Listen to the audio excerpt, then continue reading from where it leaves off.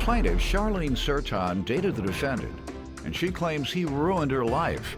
Charlene claims the defendant was physically abusive, and she filed a restraining order against him after he kidnapped her, beat her, and held her for ransom. She's suing him today for unpaid traffic tickets. Defendant Frankie Bradford admits that he may have hurt Charlene emotionally, but insists he never hurt her physically. Frankie's countersuing for harassment and emotional distress. All rise.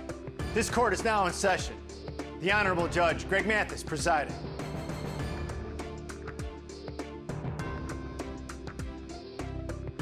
You may now be seated. Start with you. Back in 2012, I met Frankie Bradford. When I seen him, it was like love at first sight. How so? Why? I don't know, like when I met him, we met in Cook County Jail, first off. I was leaving, he was coming. I was visiting someone, he was visiting someone. He asked me for my number. I looked at him, I'm like, man, we in jail. Then I turned around, I'm like, okay, he look handsome. I give him my number. We started talking, weeks went past, months went by. He started being controlling, like now all of a sudden he telling me what to do, come here, do this, do that. And he started getting very aggressive with me, very abusive, calling me out my name and so forth. So then it leads up to we was in a relationship. He was calling you names and all that before you even fell in love with him? Yes. So why'd you just hang around and wait? I don't know. Okay. Young, didn't know no better. Go ahead. I understand when people fall in love or become dependent on another financially or whatever. Starting out, somebody started doing that to you starting out, abusing you. And before you in love, I don't know why you would do that. My first Pardon? boyfriend. It wasn't no Real boyfriend. abuse Okay. at all. She said it was. Go ahead. He was my first real boyfriend. Okay. Anyway, I spent the night with him. The next morning I had to go to nursing school. I had left my books at his house, so I called him and asked him, can he meet me to give me my school books? He agreed to meet me at a gas station. I seen him, he didn't see me. Come at the gas station, I asked him, I said, well, who is the girl you pulled up with? His exact words to me was, don't worry about it. So I said, well, do she know that I'm your girlfriend? He tell me, don't worry about it. So I say, well, I'm gonna go and introduce myself as your girlfriend. He turns around and punches me in my face to where I fall on the ground. No, that's Gets not up, true, man. grab my book bag, I run to the train, and I jump on the train. I didn't call the police because I was already late for school. Left that alone. My life became, he ruined my life. Like, he kidnapped me, he beat me, he spit on me. None of the above. He held me for ransom. Had me call my grandparents to get him $5,000 from the ATM. For what? And I did just that. For what? He put a car in my name that I never gave him permission to do, and he was looking for that vehicle.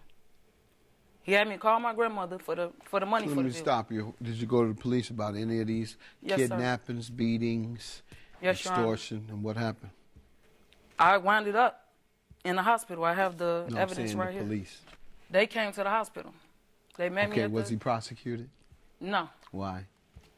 When I got out the hospital, I went to 555 West Harrison, and I got a restraining order on him. Right after the restraining order, my mother ordered me to move to Atlanta with her, and I did just that. I just wanted to get away from him. Okay, so you didn't prosecute him, that's my point. Oh, okay, no, I didn't. Okay, good enough. Sorry. Mm-hmm. But, so he held me for ransom. He rode around the city with me. He pulled up on his friends. Yeah, this is the B that took my car. His friend tell him, like, well, let her go. Like, what did you expect when you put a car in her name and you accumulated all these tickets? Okay, we're going to get to that. You want to give me some background? She write about the books, about the leaving nursing books, but I never physically did nothing to you. Probably emotionally and mentally, but I ain't never, I'm too big to be putting my hands on a female. You know what I mean? So after this, after you have a police report? Yes, I have this is the hospital record from when he put me in the hospital. I put you in the hospital? I put you in the hospital? Who did it? Is his name in any of these documents? I don't know. It should be, right? No, actually, I never told him who did it. I just told him that it was an ex who did it. Oh, right, no doubt. Tell me about the tickets you're suing him for, please. I'm suing him for the tickets because Frankie went and put a vehicle in my name. When he put the vehicle in my name, he misspelled my name on everything. I never knew anything about it until my grandmother called me. At the time, I was standing in the suburbs. He used my grandmother's address on the west side, so I never got a chance to see the tickets until my grandmother called me and she gave them to me. I confronted him about the tickets, and his exact words to me were, I'm going to pay for them, CC, I'm going to pay for them. I'm like, well, when? Because now you're getting ready to mess up my driving record. At the time, like, I didn't have no tickets. I didn't even own a vehicle. So I tell him, like, you need to do something with this vehicle and pay for these tickets. He kept telling me he was. He kept telling me he was. I even tried to help him. I'm like, I get on the payment plan, which I'll help you. Just get this stuff out of my name. Years went by. The tickets got to doubling. At the same time, I was still fighting the tickets. I'm trying to write to the Secretary of State, everything. They denied it. They were telling me I had to show proof. So when I just finally got the paperwork of the bill of sale. When I look at it, he spelled my name wrong on everything. Like, he forged my signature. Like, it was just a mess. Go to police? Yes. I know. I have the paper from. I just received that. I never. When did you find it out? I found it out probably like, 2 years ago. That I found out that he was putting all these cars in my name. Okay, and that's been 2 years you've known? I've been going to Secretary. I've been writing to Secretary of State. I've been going back and forth. My point is, ma'am, you've accused him today of all type of fraud and felonies, and that's why it's whether you went to the police. But let's move ahead. The other ones, when he kidnapped, beat you, extortion, you still didn't go to the police. So let's move on, ma'am. I understand. You may have, I believe you may have done that, but you didn't go to the police, so, you know, there's no sense in us keep going back and forth with this. You know, even with the latest. That was the beating and all that, fine. You didn't go for whatever reason. But now he has committed criminal acts against you that have caused financial problems, and you still haven't gone to the police. When did it happen? This happened in 2013, April. All right, well, go and call the police and see if you're interested. With the fraud that you referred to, that happened when? He put the April, hold on, give me a April of what? 2013. All of this, like, it was a chain reaction. So why are you just waiting to pursue it? I've been trying to work with him. That's what I'm saying. I've been trying to make men. Unfortunately, you've been working working with him for 7 years. He was also locked up, so. Sorry, what do you want to tell me? First and foremost, about the tickets. Yeah, I went to this car lot, and I called Charlene. I say, I see this Jaguar up here that I like. Now you know my license revoked. Is it possible I can put the car in your name? She say, go ahead. She said, go ahead. You got my permission. She noticed. She noticed because she driving the car. She in the car. She all the above. Are you serious? Let me talk, sweetheart. So, I bought a car. Now this was the tickets. Well, she accused me of the ticket. This is ridiculous. So after I bought a car, I ended up buying another car in her name. Right? Did I know that? Yeah, you knew.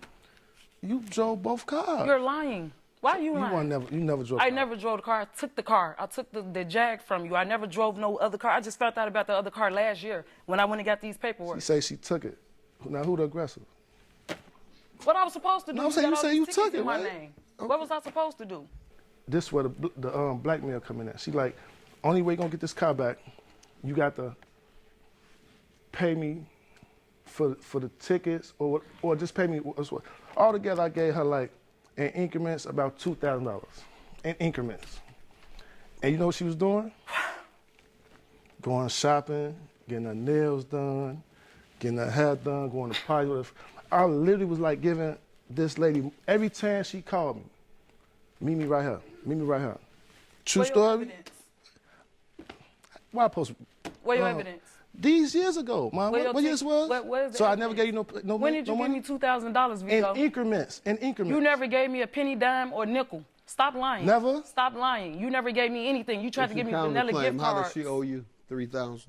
Now, after the car situation transpired, now, I was trying to get the car back through one of her best friends or whatever. So I was paying her best friend. No, you was screwing my best friend.